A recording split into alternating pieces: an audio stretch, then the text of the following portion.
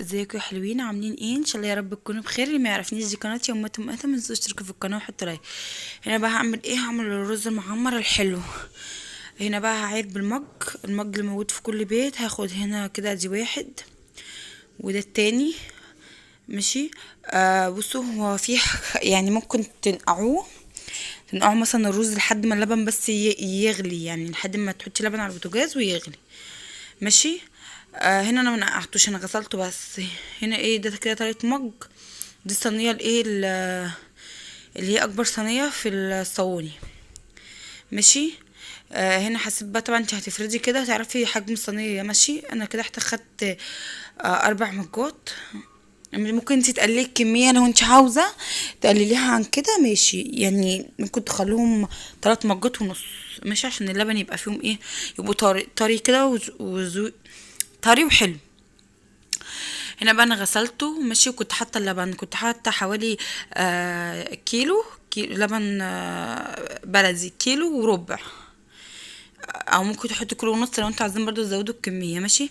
هحط هنا سمنه او زبده بلدي، لو متوفر عندكم زبده بلدي طبعا هتكون احلى بكتير. ممكن تحطوا، لو مش متوفر ممكن تحطوا زبده صفرا عادي، او سمنه صفرا عادي يعني. هنا بقى هنزل عليها بالرز كده. ماشي.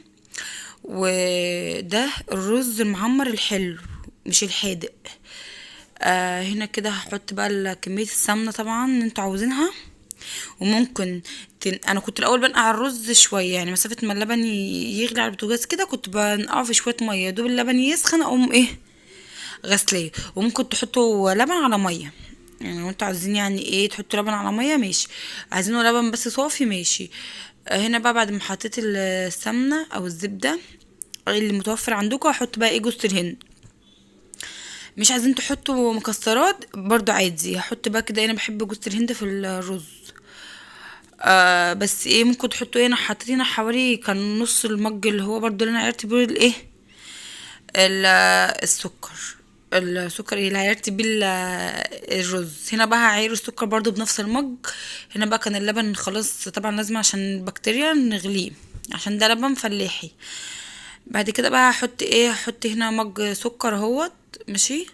وهتدوق السكر، حسيت انه تعملوا حساب الرز، يعني تعملوا حساب الرز ان هو هيعوز سكر بزياده، يعني تسكروه زياده عن مش زياده قوي يعني، سنه عن اللزوم عن اللبن الايه الطبيعي.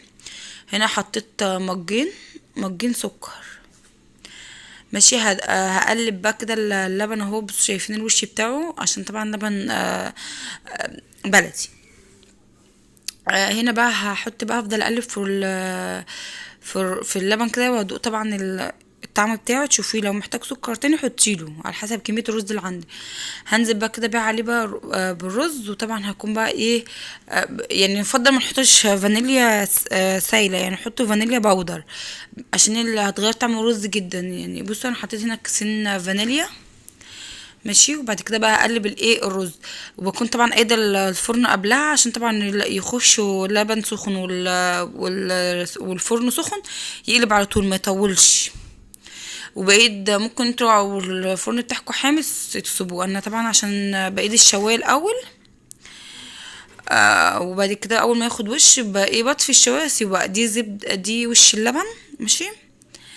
احطه كده الرز من فوق. وبعد كده بقى هدخله الفرن. انا بايد الوش ياخد بايد تحت وفوق. فوق بياخد مثلا الوش اللبن، خلاص الرز بياخد وش، بقوم طافيه بقى وسايبه تحت يكمل سواه. هنا هو بصوا ده كده بقى بعد ما خلص كده خلاص استوى اهو. بصوا طري وحلو بصراحه ما شاء الله. الصينيه دي ما هدتش تاني يوم. طبعا لما بنكون عاملين حاجه حلوه لازم طبعا ندي منها ايه حبايبنا. هنا بقى هو كان لسه بصوا كان لسه سخن، يعني كان لسه دوب طالع من الفرن كده، فحبيت ان انا اوريهولكم. بصوا انا بموت بقى في حاجه اسمها الوش ده، يعني بموت فيه. ممكن اكون بحبه اكتر من الرز ذات نفسه. بصوا شايفين اهو زي ما انتوا شايفين قدامكم الرزايه حلوه اهيت ومستويه والوش جامد. بس اشوفكم في فيديو جديد.